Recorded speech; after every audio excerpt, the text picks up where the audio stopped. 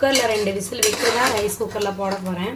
இதுக்கு தண்ணி வந்து 1.5 கிளாஸ் அரிசிக்கு நான் 3 டம்ளர் தண்ணி ஊற்றிக்கிறேன். அரைச்ச தண்ணியே 1 கிளாஸ் வந்தது, அது ஊற்றிக்கிட்டேன்.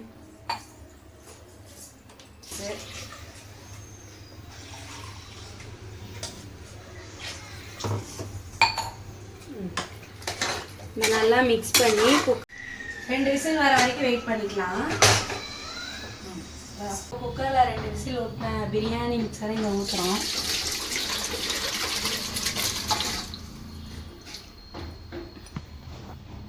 ஒரு நல்லா கொதி வந்த வாட்டி நம்ம ரைஸ் போட்டோம்னா ரெடி ஆயிடும்.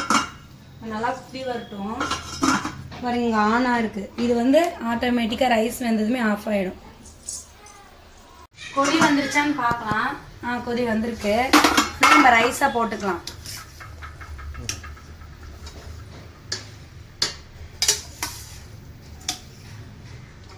ஒரு பிரியாணி அரிசி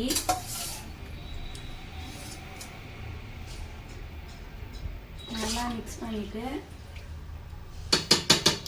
இப்போ வந்து நல்லா தண்ணி வத்தனை வாட்டி அதுவே ஆஃப் ஆகிடும். பாருங்க, ஆட்டோமேட்டிக்காக ஆஃப் ஆகிடுச்சு. நம்ம வந்து மேலே சுவிட்ச் மட்டும் ஆஃப் பண்ணிடலாம்.